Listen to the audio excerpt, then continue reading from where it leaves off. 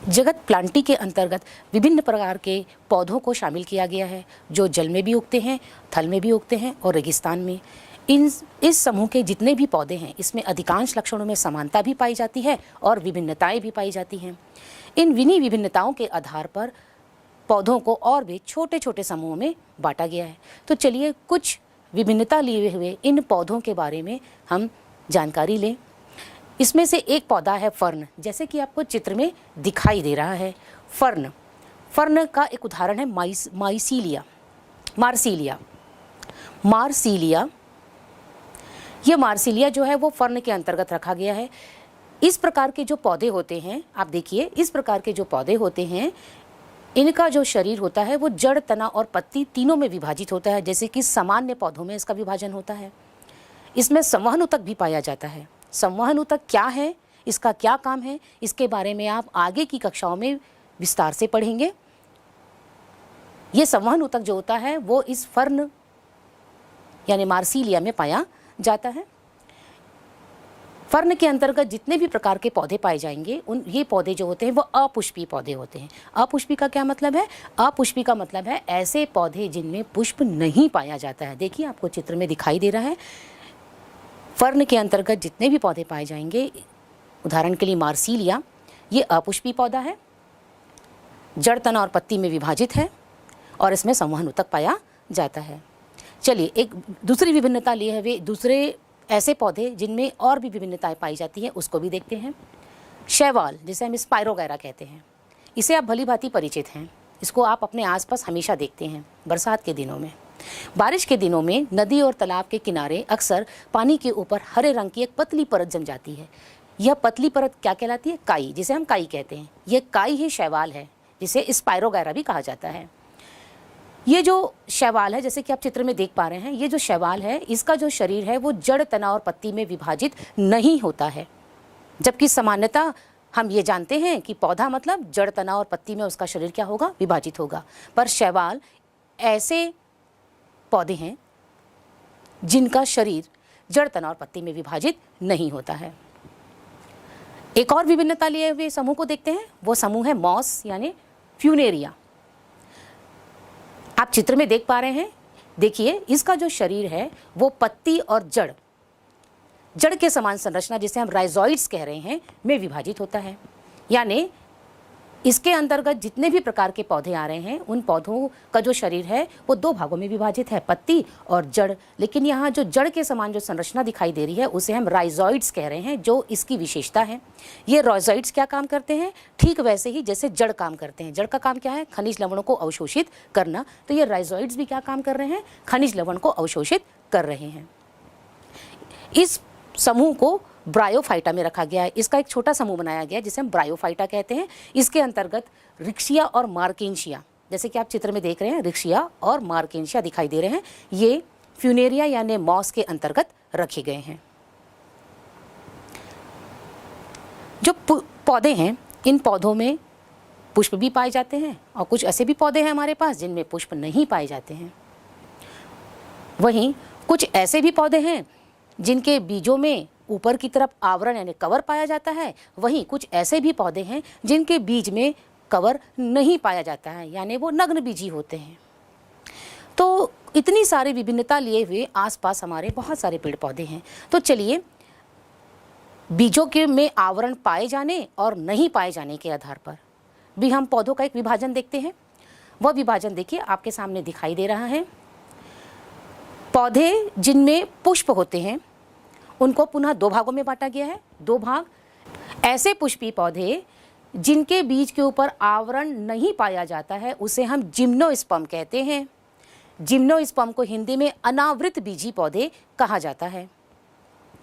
ऐसे पुष्पी पौधे जिनके बीजों के ऊपर आवरण उपस्थित होता है उसे हम एंजियोस्पर्मिक पौधे कहते हैं। इसे हिंदी में आवृत बीजी पौधे कहा जाता है। इन दोनों पौधों में हम थोड़ा सा अंतर देखते हैं कि अनावृत बीजी पौधे और आवृत बीजी पौधे यानी जिम्नोस्पर्म और एंजियोस्पर्म में क्या अंतर है? क्योंकि परीक्षा में आप लोगों से ये प्रश्न पूछा जाता है, जिम्नोस्पर्मिक प्लांट की एक विशेषता लिखिए और उदाहरण दीजिए, या एंजियोस्पर्मिक प्लांट के दो उदाहरण दीजिए।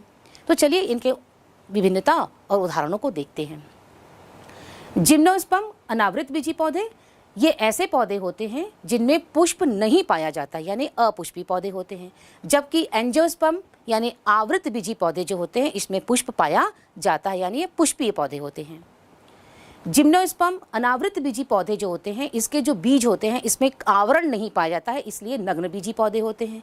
जबकि एंजियोस्पर्मिक जो पौधे होते हैं, इसके बीज के ऊपर एक आवरण पाया जाता है, इसीलिए तो ही इसे आवृत बीजी पौधे कहा जाता है।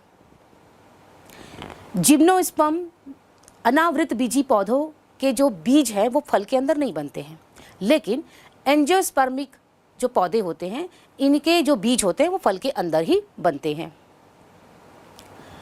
जिम्नोस्पर्मिक जो पौधे हैं इसमें अंडाशय भी नहीं पाया जाता है, और एंजियोस्पर्मिक पौधे में अंडाशय पाया जाता है। जिम्नोस्पर्मिक जो पौधे होते हैं वो बहुवर्षीय होते हैं, सदाबहार होते हैं और काष्ठीय होते हैं। अब बहुवर्षीय क्या है? बहुवर्षीय मतलब जो सालों साल जीवित रहते हैं। ऐसे पौधे जो कई सालों तक जीवित रहते हैं उसे हम बहुवर्षीय पौधे कहते हैं। सदाबहार जो हमेशा कैसे होते हैं? हरे भरे होते हैं। काष्ठी, काष्ठी का मतलब जिसका जो तना वुड कास्ट जो होता है वो कैसा होता है? बहुत ज़्यादा होता है। और इस तरह के पौधों के जो कास्ट होते हैं, तने होते हैं, इनसे विभिन्न प्रकार के दैनिक जीवन में उपयोग में लाए जाने वाले फर्नीचरों का निर्माण किया जाता है। इसके उदाहरण हैं चीड़, देवदार और साइकस। इन सभी पौधों को आप इस चित्र में भली भांति देख पा रहे हैं। एंजियोस्पर्मिक जो पौधे हैं वो एक वर्षीय होते हैं या बहुवर्षीय भी होते हैं। एक वर्षीय मतलब ऐसे पौधे जिनका जीवन, पूरा जीवन 1 साल का होता है, जिसको हम सीजनल प्लांट भी कह सकते हैं। जैसे कि आप मटर को देखते हैं, चना को देखते हैं, गेहूं को देखते हैं। ये पौधे सालों साल नहीं जीवित होते, ये एक सीज़न के अंदर ही उगाए जाते हैं, उगते हैं, बड़े होते हैं, फल और फल देते हैं, और उसके बाद इनका जीवन काल खत्म हो जाता है। यानी इनका जीवन बहुत छोटा होता है, 1 साल का भी नहीं हो पाता। इसलिए चूँकि छोटा होता है इसलिए हम एक वर्षीय पौधा कहते हैं। तो जो एंजियोस्पर्मिक पौधे हैं, इस एंजियोस्पर्मिक पौधों में एक वर्षीय पौधा या बहुवर्षीय पौधे दोनों ही प्रकार के पौधे पाए जाते हैं। जैसे कि आम, नीम, पीपल, अमरूद, मक्का, गेहूं, चना, ये सभी एंजियोस्पर्मिक पौधों के उदाहरण हैं। अब इस एंजियोस्पर्मिक पौधों को उनमें पाए जाने वाले बीज के आधार पर पुनः 2 भागों में बांटा गया है, द्विबीजपत्री पौधे और एक बीजपत्री पौधे। चलिए एक बीजपत्री पौधे और द्विबीजपत्री पौधे को विस्तार से समझते हैं। परीक्षा में अक्सर एक बीजपत्री पौधे किसे कहते हैं, उदाहरण दीजिए। द्विबीजपत्री पौधा किसे कहते हैं, उदाहरण दीजिए। इस तरह के प्रश्न पूछे जाते हैं। और कई बार प्रश्न आते हैं एक बीजपत्री और द्विबीजपत्री पौधों में 3 अंतर लिखिए, 4 अंतर लिखिए। तो चलिए एक बीजपत्री पौधे और द्विबीजपत्री पौधे में क्या अंतर है, ये क्या होते हैं, इसे समझते हैं। आप सभी के किचन में मूंगफली, चना, मूंग, गेहूं, मक्का ये सब है। आप स्वयं भी एक प्रयोग करके देखिए कि ये पौधे क्या एक बीजपत्री हैं या फिर द्विबीजपत्री हैं। इन सभी अनाज के दानों को पानी में भिगो दीजिए। कुछ घंटे तक भिगोने के पश्चात इस बीज को आप हाथ में लेकर हल्का सा दबाइए। जब आप इसे हाथ में दबाते हैं तो आप देखते हैं कि कुछ बीज जैसे कि मूंगफली, चना, ये टूटकर 2 बराबर भागों में बट जाते हैं, जबकि कुछ बीज जैसे कि गेहूं, मक्का, ये दबाने पर 2 बराबर भागों में नहीं बटते। ये प्रयोग क्या बताता है? ये एक छोटा सा प्रयोग है यह जानने के लिए कि हमारे आसपास जितने भी प्रकार के अनाज पाए जा रहे हैं उनको बीजों की सहायता से हम कैसे जानें कि वो द्विबीजपत्री हैं या एक बीजपत्री। तो ऐसे बीज जो दबाए जाने पर 2 बराबर भागों में बट जाते हैं उसे हम द्विबीजपत्री पौधे कहते हैं, और जो भागों में नहीं बटते हैं उसे हम एक बीजपत्री पौधे कहते हैं। जब आप मूंगफली को हाथ में लेकर दबाते हैं तो वो मूंगफली 2 बराबर भागों में बट जाती है। उसका एक भाग एक पत्र कहलाता है। जैसे कि आप इस चित्र में देख रहे हैं, ये जो मूंगफली है वो जब 2 बराबर भागों में बट जा रही है तो उसका जो एक भाग है वो एक पत्र कहला रहा है, इसलिए इसे हम द्विबीजपत्री पौधे कह रहे हैं, क्योंकि एक बीज 2 बराबर भागों में यानी पत्रों में बट जा रहा है। जबकि एक बीजपत्री पौधों में जो बीज होते हैं वो दो बराबर भागों में नहीं बंटते हैं, दो पत्रों में डिवाइड नहीं होते हैं। द्विबीजपत्री पौधों के जो उदाहरण हैं वो चना, मटर, मूंग, मूंगफली। वहीं एक बीजपत्री पौधों के उदाहरण हैं गेहूं, मक्का और चावल। ये तो रहा उदाहरण बीज के माध्यम से जानने का। पर क्या अगर हमारे पास बीज नहीं है तो क्या हम पौधों को केवल देखकर, सिर्फ पौधे को देखकर क्या हम ये बता पाएंगे कि ये पौधा एक बीजपत्री है या द्विबीजपत्री? हाँ, बिल्कुल बता पाएंगे। पौधे की पत्तियां और पौधे की जड़ों को देखकर।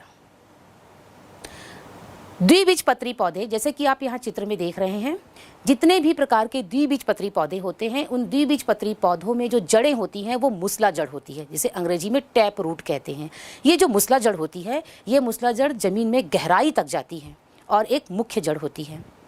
मूसला जड़ मुख्य विशेषता है द्विबीजपत्री पौधों की, यानी जिन भी पौधों में मूसला जड़ें पाई जाती हैं, ये मूसला जड़ इस बात को बताती हैं कि वो पौधा क्या है, द्विबीजपत्री पौधा है। एक बीजपत्री पौधे, एक बीजपत्री पौधों की जो जड़ें होती हैं वो रेशेदार या अपस्थानिक जड़ें होती हैं, जो कि आप चित्र में देख रहे हैं।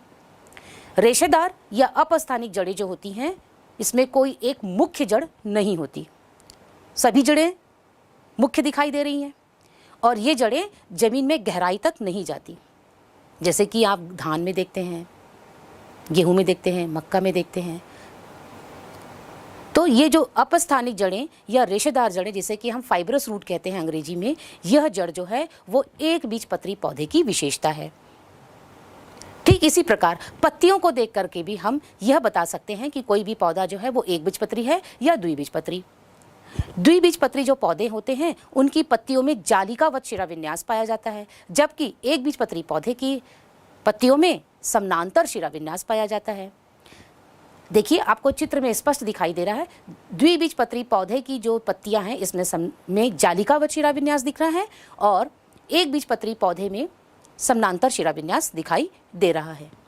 यानी हम केवल पौधे को देखकर, यानी उसकी जड़ को देखकर, उसकी पत्ती को देखकर और उसके बीज को देखकर, तीनों के ही द्वारा हम ये बता सकते हैं कि कोई भी पौधा एक बीजपत्री होगा या द्विबीजपत्री। तो बच्चों, ये आपसे प्रश्न पूछा जाता है, एक बीजपत्री पौधे और द्विबीजपत्री पौधों में अंतर लिखिए और उसके उदाहरण लिखिए। विटेकर द्वारा दिए गए 5 जगत वर्गीकरण के अंतिम जगत एनिमेलिया के बारे में हम विस्तार से चर्चा करते हैं। जगत एनिमेलिया, एनिमल, जंतु जगत। एनिमल मतलब जैसे कि हम हैं, हमारे आसपास पाए जाने वाले विभिन्न प्रकार के ये जितने जीव आपको दिखाई दे रहे हैं, ये सारे किसके अंतर्गत आएंगे? इस जगत के अंतर्गत आएंगे। कुत्ता, बिल्ली, घोड़ा, शियार, ये सब किस में आ रहे हैं? आपके जंतु जगत के अंतर्गत आ रहे हैं। जंतु मतलब इन सब जीवों को हम देख पा रहे हैं, ये सुविकसित जीव हैं। तो अब हम यहाँ पर इनके लक्षण देखते हैं। चूँकि ये जीव कैसे हैं? विकसित हैं, यानी ये बहुकोश की जीव हैं, यानी इनका जो शरीर है वो बहुत सारी कोशिकाओं से मिलकर बना है। इनकी जो कोशिकाएं हैं वो यूकैरियोटिक हैं। यूकैरियोटिक यानी ऐसी कोशिका जो पूर्ण रूप से विकसित है, यानी उसमें केंद्रक भी विकसित पाया जाएगा, यानी केंद्रक उपस्थित होगा, केंद्रक झिल्ली भी उपस्थित होगी।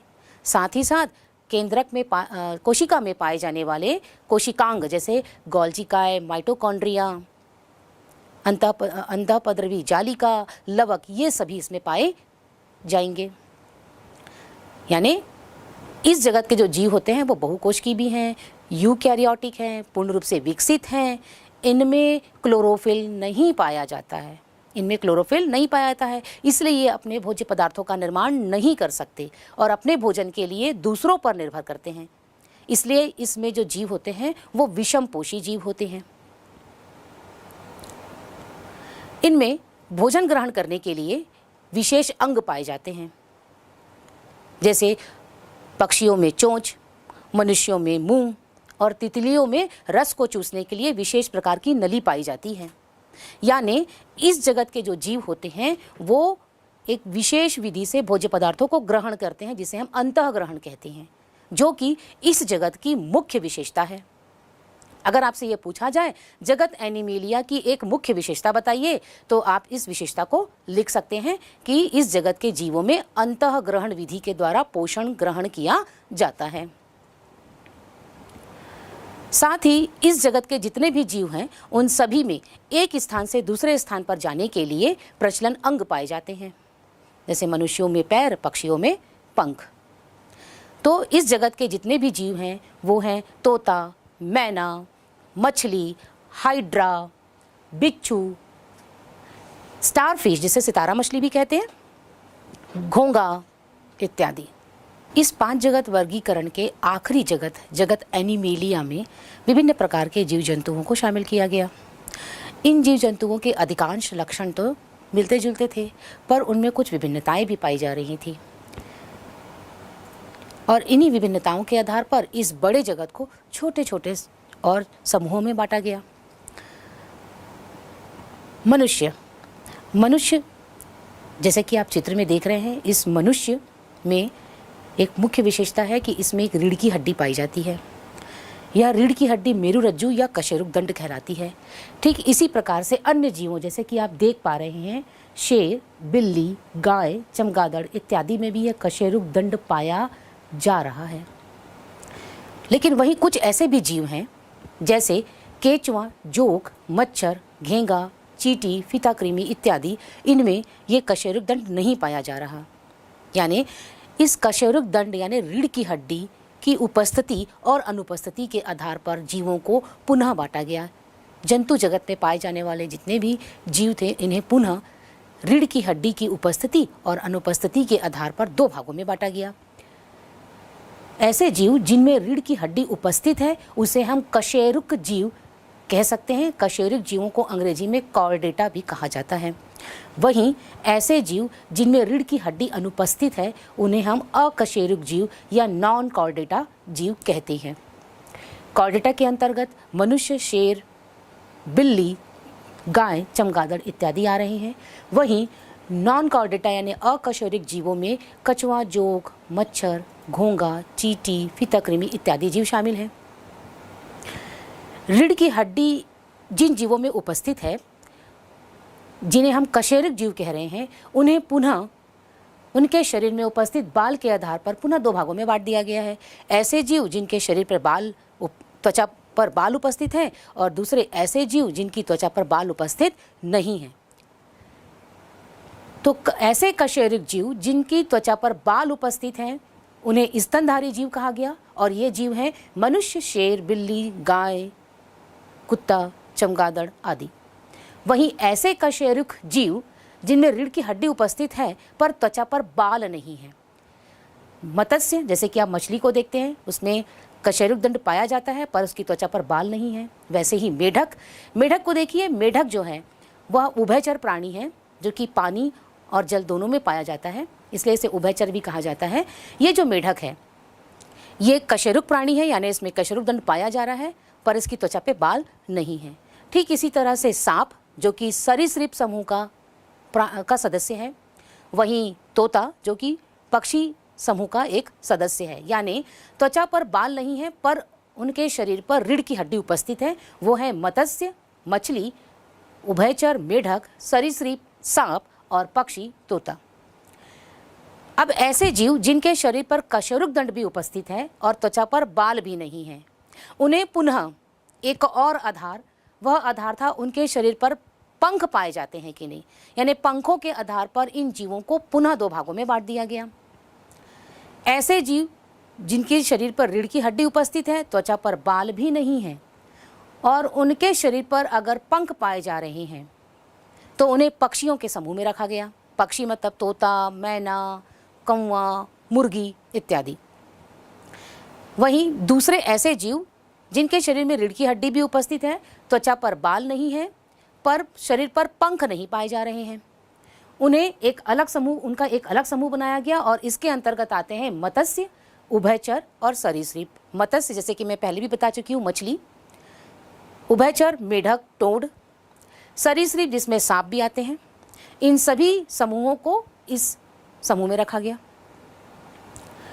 अब शरीर में पंख भी नहीं पाए जा रहे हैं, यानी ऐसे जीव जिनके शरीर में रीढ़ की हड्डी भी उपस्थित है, त्वचा पर बाल नहीं है, शरीर पर पंख नहीं पाए जा रहे हैं।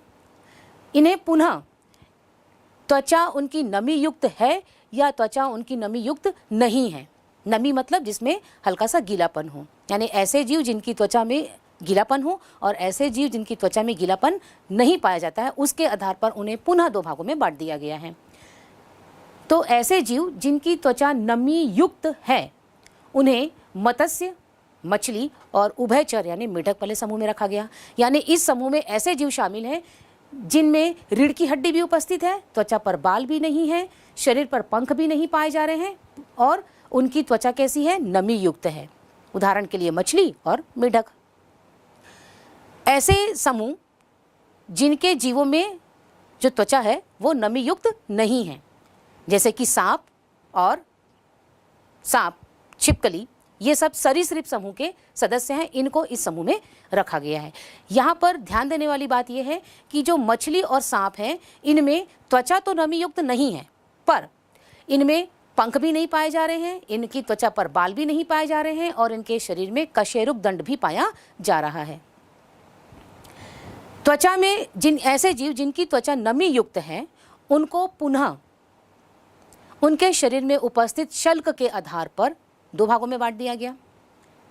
ऐसे जीव जिनके शरीर में शल्क उपस्थित हैं, जैसे कि आप मछलियों को देखते हैं, मछलियां किसके समूह में आती हैं, मत्स्य समूह में।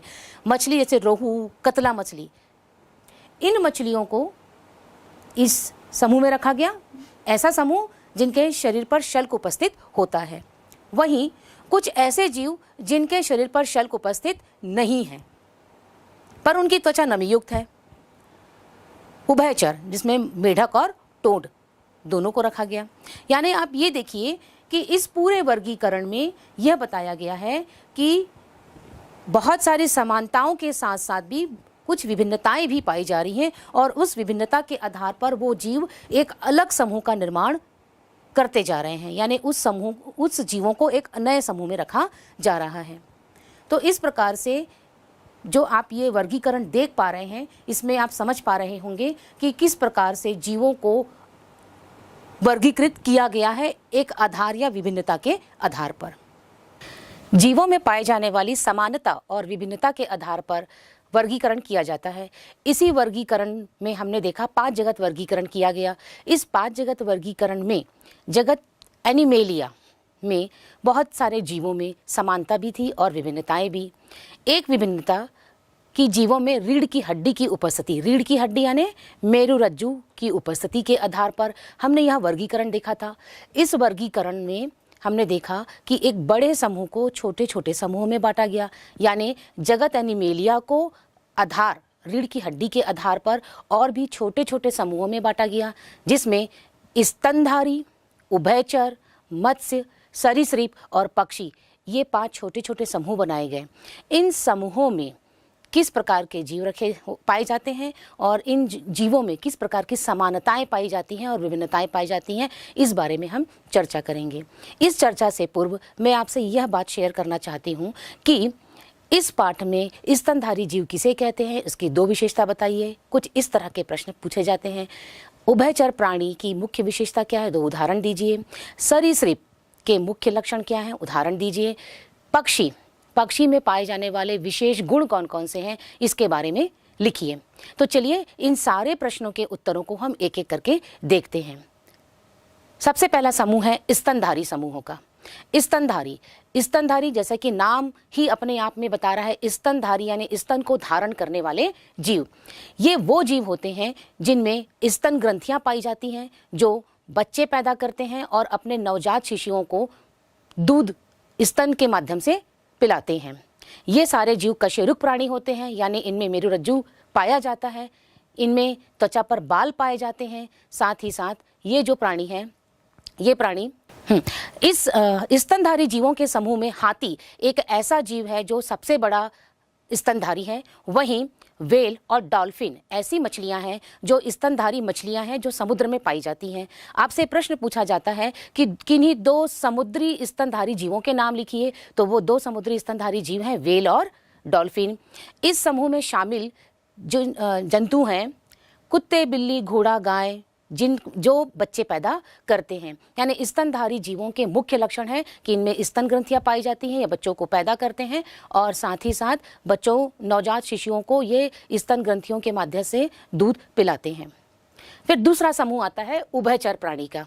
उभयचर यानी ऐसे प्राणी जो जल और थल दोनों में, यानी पानी और जमीन दोनों में रहते हैं।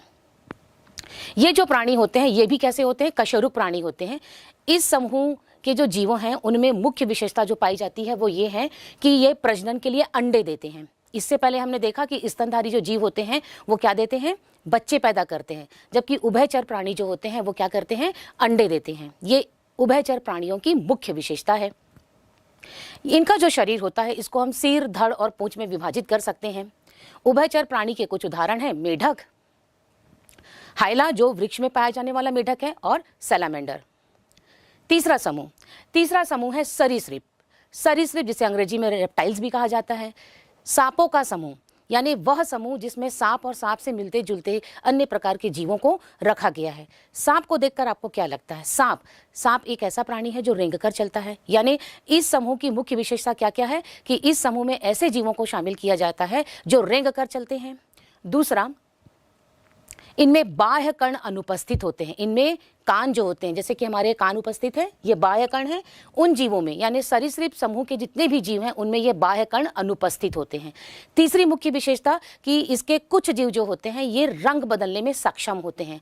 आपने गिरगिट को देखा होगा, अक्सर वो जिस पौधे या जिस तरह की पत्तियों के पास बैठा हुआ होता है वह उस तरह का रंग को धारण कर लेता है। यानी सरीसृप समूहों के अधिकांश जीवों में ये लक्षण पाए जाते हैं कि ये अपना रंग बदल लेते हैं। इनके रंग बदलने के पीछे दो कारण होते हैं, एक तो होती है सुरक्षा और दूसरा होता है भोजन।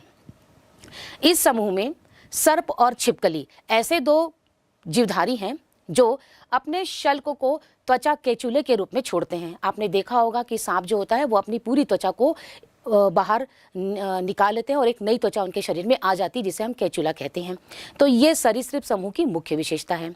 बच्चों, आपसे पूछा जाता है सरीसृप समूह की मुख्य विशेषता बताइए, तो मुख्य विशेषता यही है। इस समूह में जो शामिल जीव हैं वो हैं सांप, मछली, मगरमच्छ, गिरगिट इत्यादि। नेक्स्ट जो समूह आता है वो है आपका मत्स्य समूह। मत्स्य मतलब मछली। मछली आप सभी ने देखी है। मछलियों के समूह को मत्स्य समूह कहा गया है और इस समूह में ऐसे जीवों को रखा गया है जिनकी त्वचा जो होती है वो नमी युक्त होती है और उनके शरीर पर शल्क पाए जाते हैं। ये दो ही विशेषताएं जो हैं वो इस समूह की मुख्य विशेषता है। पांचवा जो छोटा समूह है वो है पक्षी का। पक्षी जिसे एवीज कहा जाता है। एवीज पक्षियों का समूह, जैसे कि हमको पता ही है पक्षी क्या करते हैं, हवा में उड़ते हैं। यानी इस समूह के सभी जीवों में एक मुख्य विशेषता पाई जाएगी कि इनमें पंख पाया जाता है। यानी इन जीवों के जो अग्रपाद होते हैं वो पंख में रूपांतरित हो जाते हैं। दूसरा, इनमें मेरुरज्जु पाया जाता है, यानी ये कशेरुक प्राणी होते हैं। तीसरा, इनका कंगाल तंत्र जो होता है वो कैसा होता है, खोखला होता है, और खोखले होने के कारण ही ये जीव जो होते हैं वो हवा में उड़ पाते हैं। इनकी जो मांसपेशियां होती हैं वो उड़ने के लिए रूपांतरित हो जाती हैं। इस समूह के जितने भी जीव होते हैं ये भी अंडे देते हैं। इस समूह में रखे जाने वाले जो जीव हैं, गोरैया, तोता, मैना, कबूतर, ये विभिन्न प्रकार के जो पक्षी आप देखते हैं ये सभी इस समूह में रखे जाते हैं। ये तो हुई बात एक बड़े जगत यानी जगत एनिमेलिया को एक आधार रीढ़ की हड्डी के आधार पर छोटे छोटे समूहों में बांटने की। आपसे प्रश्न पूछा जाता है उभयचर और सरीसृप दोनों में अंतर बताइए। तो अभी हमने देखा उभयचर मतलब ऐसे प्राणी जो जल और थल दोनों में रहते हैं, और सरीसृप मतलब ऐसे प्राणी जो रेंग कर चलते हैं। वहीं दूसरा अंतर, जो उभयचर प्राणी हैं इनमें त्वचा जो होती है वो नमीयुक्त होती है, और जो सरीसृप होते हैं इनकी त्वचा में नमी नहीं पाई जाती, जैसे कि सांप। वहीं एक दूसरा और प्रश्न आपसे पूछा जाता है, वह प्रश्न ये है कि सर्प और कछुए, सांप और कछुए को वर्गीकरण में एक ही स्थान पर रखा गया है, क्यों? सांप जो कि सरीसृप समूह का एक प्राणी है और कछुआ जो कि रेप्टाइल्स का ही प्राणी है, दोनों को एक ही स्थान पर रखा गया है, यानी दोनों एक ही समूह के सदस्य हैं। तो उनमें समानता क्या है? समानता कि दोनों की त्वचा पर बाल नहीं पाए जाते हैं, और दूसरी समानता कि इनके शरीर पर पंख भी नहीं पाए जाते हैं। और इनकी त्वचा जो होती है वो नमी युक्त नहीं होती है। ये तीनों समानताएं इन दोनों ही जीवों में पाई जाती हैं और इसी कारण इन दोनों को एक ही समूह यानी सरीसृप समूह में रखा जाता है। अब आते हैं नेक्स्ट प्रश्न की तरफ जो अक्सर आपसे पूछा जाता है। वह प्रश्न है चूहा और चमगादड़। चूहा और चमगादड़ के समान लक्षण कौन कौन से हैं? दोनों में कौन से समान लक्षण हैं? तो आप गौर करिए, चूहा और चमगादड़ दोनों ही स्तनधारी जीव हैं। स्तनधारी जीव मतलब ऐसे जीव जो बच्चों को पैदा करते हैं, जिनमें स्तन ग्रंथियां पाई जाती हैं और जो अपने नवजात शिशुओं को स्तन के माध्यम से स्तनपान कराते हैं। तो इस प्रकार 5 जगत वर्गीकरण में विविधताओं के आधार पर ही जीवों को वर्गीकृत किया गया है। चलिए अब आगे देखते हैं कि 5 जगत वर्गीकरण की विशेषता क्या थी। R.H. विटेकर ने संपूर्ण जगत में पाए जाने वाले जितने भी पेड़ पौधे और जीव जंतु थे उनको 5 भागों में बांटा था, जैसे कि हम देख चुके हैं जगत मोनेरा, प्रोटिस्टा, फंजाई, प्लांटी और एनिमेलिया। इस 5 जगत की विशेषता क्या है? पहली विशेषता, R.H. विटेकर ने अपने इस 5 जगत वर्गीकरण में जितने भी प्रोकैरियोटिक जीव हैं उनको केवल एक ही जगत में रखा, वो जगत है जगत मोनेरा। दूसरा, उन्होंने एक कोश की यूकैरियोटिक जीवों को बहुकोश की जीवों से अलग रखा, जगत प्रोटिस्टा में। तीसरा, बहुकोश की प्रकाश संश्लेषण कर सकने वाले जीवों को उन्होंने अलग जगत जगत प्लांटी में रखा। चौथा, फफूंद को उन्होंने एक अलग समूह जगत फंजाई में रखा। साथ ही साथ उन्होंने अपने वर्गीकरण के लिए जो आधार लिए थे, कोशिका के संगठन के आधार पर उन्होंने एक कोश के जीव और बहुकोश के जीवों को अलग अलग स्थान दिया। पोषण के स्तर के आधार पर स्वपोषी जीव और विषमपोषी जीवों को भी अलग अलग स्थान दिया। और केंद्रक झिल्ली की उपस्थिति और अनुपस्थिति के आधार पर प्रोकैरियोटिक और यूकैरियोटिक जीवों को भी उन्होंने अलग अलग स्थान दिया। ये सारी विशेषताएं इस 5 जगत वर्गीकरण की हैं। बच्चों, आपसे ये प्रश्न पूछा जाता है कि 5 जगत वर्गीकरण की क्या विशेषता है। 5 जगत वर्गीकरण में जहां विशेषताएं पाई जा रही थी वहीं कमियां भी थी। वो कमियां क्या थी, आए उसको देखते हैं। 5 जगत वर्गीकरण में जो कमियां थी, पहला, जगत मोनेरा जगत प्रोटिस्टा में स्वपोषी और विषमपोषी दोनों ही जीवों को एक साथ रखा गया है। दूसरा, जगत प्रोटिस्टा में जितने भी जीवों को रखा गया है उन जीवों में अत्यधिक विविधता पाई जाती है। तीसरा, समान लक्षण वाले जीवों को अलग अलग समूहों में रखा गया है, जैसे शैवाल। शैवाल जो है वो उसमें हरित लवक भी पाया जाता है और उसमें वो स्वपोषी भी होते हैं। इन्हें जगत प्लांटी में भी रखा गया है और इसे जगत प्रोटिस्टा में भी रखा गया है क्योंकि ये एक कोश की होते हैं। यानी जीव एक ही है लेकिन इसके लक्षणों के आधार पर उसे 2 अलग अलग समूहों में रखा गया है। तो देखा आपने कि इसमें कमियां भी पाई जा रही हैं। बच्चों, आपसे एक प्रश्न पूछा जाता है कि आधार बदल जाने पर वर्गीकरण का स्वरूप भी बदल जाता है, क्यों? क्या आप इस कथन से सहमत हैं या असहमत? अपने तर्क दीजिए। तो अभी तक हमने जितनी भी बातचीत की, इस बातचीत में हम ये समझ पाए हैं कि वर्गीकरण करने के लिए आधार एक महत्वपूर्ण इकाई है। बिना आधार के हम वर्गीकरण नहीं कर सकते हैं, यानी वर्गीकरण के लिए आधार की आवश्यकता होती ही है। बिना आधार के वर्गीकरण नहीं किया जा सकता। अरस्तु नामक वैज्ञानिक ने जीवों को उनके आवास के आधार पर वर्गीकृत किया था। वहीं जॉन रे नामक वैज्ञानिक ने जीवों को उनके बाह्य लक्षणों के आधार पर वर्गीकृत किया। कैरोलस लिनियस नामक वैज्ञानिक ने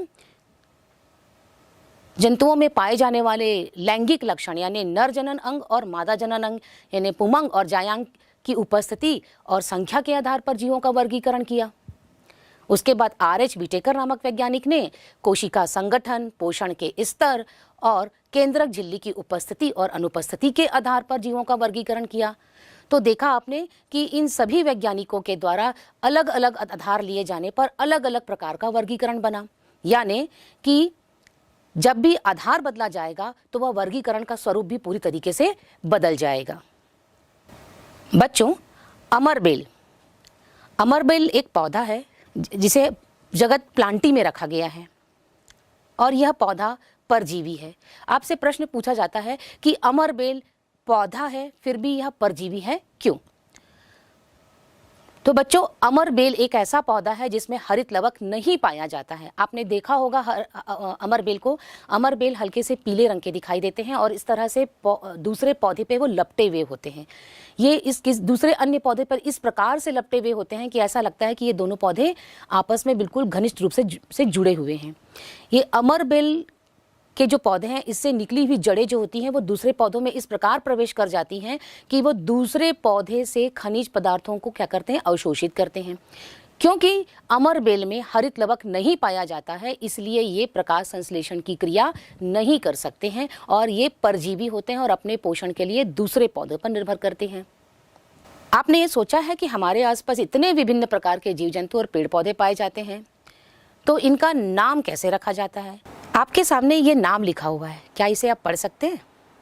चलिए मैं पढ़ती हूँ। अरु लेकी लेंग हंगू। क्या आप जानते हैं ये क्या है? नहीं जानते। चलिए मैं इसका एक दूसरा नाम बताती हूँ, बटाटा। क्या आपने इसे पहचाना? चलिए तीसरा नाम बताती हूँ, पोटैटो। हाँ, अब आप इस बात को समझ रहे हैं कि ये किस वस्तु का नाम है। इसे हिंदी में आलू कहते हैं। तो देखा आपने, एक ही वस्तु है और इस वस्तु के तमिल में, मराठी में, अंग्रेजी में और हिंदी में अलग अलग नाम हैं।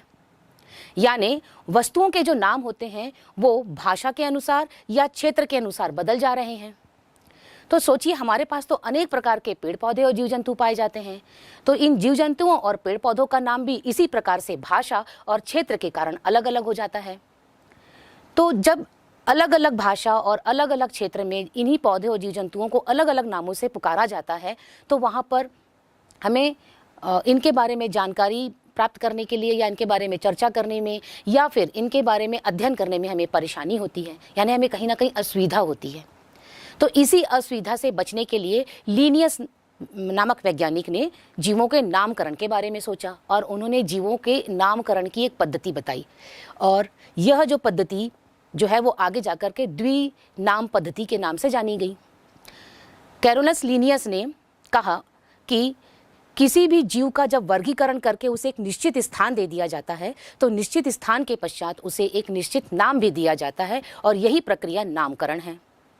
यानी किसी भी जीव को जब हम उसकी विभिन्नता और समानता के आधार पर हम वर्गीकृत समूहों में बांट देते हैं, तो समूहों में बांटना मतलब उसको एक निश्चित स्थान दे दिया गया और निश्चित स्थान के पश्चात उसे एक निश्चित नाम भी दे दिया गया। यही प्रक्रिया नामकरण है। कैरोलस लीनियस ने नामकरण की प्रक्रिया के लिए कुछ नियम बताए। वो नियम ये हैं, पहला, जीवों के नाम दो शब्दों से मिलकर बने हैं। पहला शब्द है वंश और दूसरा शब्द है जाति। पहला शब्द वंश को जब हम लिखते हैं तो उसका जो अंग्रेजी का जो लेटर होता है वो बड़े अक्षर में होता है, वहीं जाति का जो अंग्रेजी लेटर होता है पहला अक्षर वो छोटा होता है। वंश और जाति दोनों को ही अंग्रेजी भाषा में लिखा जाता है तिरछे अक्षरों में। इस तिरछे अक्षरों का मतलब होता है लैटिन भाषा, यानी अंग्रेजी के लैटिन भाषा में इस नाम को लिखा जाता है। और अगर इस नाम को लैटिन भाषा में नहीं लिखा जा रहा है, यानी सीधे अक्षरों में लिखा जा रहा है, तो उसके नीचे अंडरलाइन खींच दी जाती है। यानी ये जो तीन नियम थे, यानी दो शब्दों के नाम होंगे वंश और जाति, वंश का पहला अक्षर बड़ा होगा, जाति का दूसरा अक्षर पहला अक्षर छोटा होगा। इसे अंग्रेजी के लैटिन भाषा में लिखा जाएगा और लैटिन भाषा में नहीं लिखा गया तो उसे अंडरलाइन कर दिया जाएगा। चलिए इसे एक उदाहरण से देखते हैं। हम सभी जानते हैं मनुष्य का नाम है होमो सैपियंस। होमो सैपियंस ये मनुष्य का वैज्ञानिक नाम है।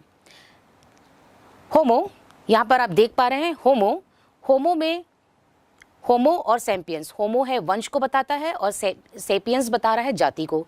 होमो में एच जो है वो बड़ा लिखा हुआ है और सैपियंस का एस छोटा लिखा है, यानी वंश का पहला शब्द बड़ा और जाति का पहला शब्द छोटा।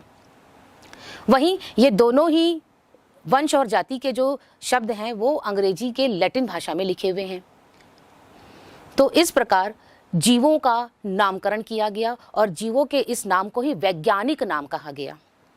बच्चों, आप लोगों से प्रश्न पूछा जाता है कि किन्हीं दो जीवों के वैज्ञानिक नाम लिखिए, या मेढक का वैज्ञानिक नाम क्या है, गौरैया का वैज्ञानिक नाम क्या है। तो वैज्ञानिक नाम जैसे कि आप मेढक का जानते हैं, राना टिग्रिना, शेर का है पैंथेरा लियो, गोरैया का है पैसर डोमेस्टिक और मनुष्य का है होमो सैम्पियंस। इसी तरह से हमारे आसपास जितने भी प्रकार के पौधे पाए जाते हैं, इन पौधों के भी वैज्ञानिक नाम हैं जो पूरे विश्व में एक जैसे हैं। ये क्षेत्र और भाषा के अनुसार बदलते नहीं हैं। जैसे आम का वैज्ञानिक नाम है मैंजीफेरा इंडिका। तो इसी प्रकार से हमें अन्य भी पौधों के क्या करने हैं, नामों को याद करना है और इनके वैज्ञानिक नामों से परिचित होना है। कुछ अन्य प्रकार के पौधे और उनके वैज्ञानिक नामों को भी देख लेते हैं। जैसे आलू सोलेनम ट्यूबरोसोम, मूंगफली एरेकिस हाइपोजिया, सेम लबलब पर्प्यूरिस और मक्का जियामेज।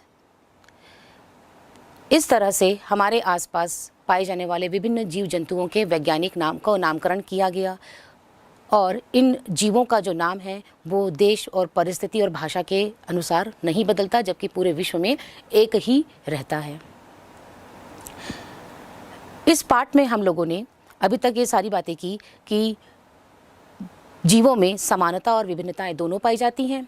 इन्हीं समानता और विभिन्नताओं को आधार बनाकर वर्गीकरण किया जाता है।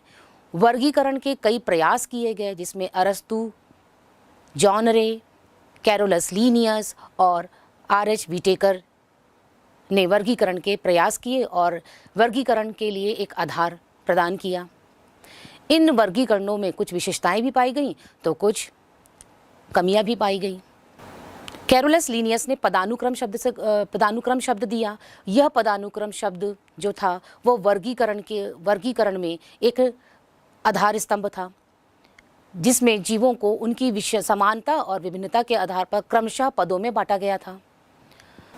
साथ ही साथ कैरोलस लीनियस ने वैज्ञानिक नामकरण भी किया, जिसे हम द्विनाम पद्धति भी कहते हैं। यह द्विनाम पद्धति वंश और जाति पर आधारित थी। इसके आधार पर जितने भी जीव और पेड़ पौधे पाए जा रहे हैं उन सभी का वैज्ञानिक नाम रखा गया। तो इतनी विविधता के बावजूद भी ये पेड़ पौधे और जीव जंतु दोनों में समानताएं भी पाई जाती हैं और इनका वर्गीकरण कर पाना आसान होता है। आइए अब बात कर लेते हैं इस पाठ में पूछे जाने वाले प्रश्नों पर। ये जो पाठ है, इस पाठ से 1 नंबर से लेकर के क्रमशः 1, 2, 3, 4 और 6 नंबर के प्रश्न पूछे जाते हैं। 1 नंबर के प्रश्न जो होते हैं बहुत छोटे होते हैं, जैसे वस्तुनिष्ठ प्रश्न, खालिस्तान या उचित संबंध जोड़ो। जैसे द्विजगत वर्गीकरण किसने प्रतिपादित किया, तो आपको पता है कैरोलस लीनियस ने। 5 जगत वर्गीकरण किसने प्रतिपादित किया, तो आपको पता है इसका उत्तर आर.एच. व्हिटेकर ने। कवक या फफूंद को 5 जगत वर्गीकरण में किस जगत में रखा गया, तो जगत फंजाई में। स्तनधारी जीव किस समूह के सदस्य हैं, तो आपको पता है कि स्तनधारी जीव जो हैं वो जगत एनिमेलिया के सदस्य हैं। 2 नंबर और 3 नंबर के जो प्रश्न हैं उसमें आपसे पूछा जाता है, जैसे एक बीजपत्री पौधों के 2 उदाहरण दीजिए, एक बीजपत्री पौधों को परिभाषित कर उसके उदाहरण दीजिए, या उभयचर प्राणी किसे कहते हैं, 2 उदाहरण दीजिए। स्तनधारी और सरीसृपों में 2 अंतर लिखिए। कुछ इस तरह के छोटे छोटे प्रश्न आपसे पूछे जाते हैं। वहीं 4 नंबर के प्रश्न, जैसे आधार बदल जाने पर वर्गीकरण का स्वरूप बदल जाता है, इस बात से आप सहमत हैं या असहमत, अपने तर्क दीजिए। या नामकरण क्या है, नामकरण के विभिन्न नियमों को लिखिए। या फिर इस तरह के भी प्रश्न आते हैं, किन्हीं 4 जीवों के वैज्ञानिक नाम लिखिए, या किन्हीं पौधों के वैज्ञानिक नाम लिखिए। 5 जगत वर्गीकरण के आधार क्या थे, 5 जगत वर्गीकरण की विशेषताएं क्या हैं, 5 जगत वर्गीकरण की कमियां क्या हैं। युगलिना का चित्र बना करके समझाइए कि द्विजगत वर्गीकरण में क्या कमियां थी। और बड़े प्रश्न जो 6 नंबर के प्रश्न हैं उसमें इस तरह से प्रश्न आते हैं कि 5 जगत वर्गीकरण की क्या आधार थे, इनकी क्या विशेषताएं और कमियां थी, 5 जगत वर्गीकरण को विस्तार से समझाइए।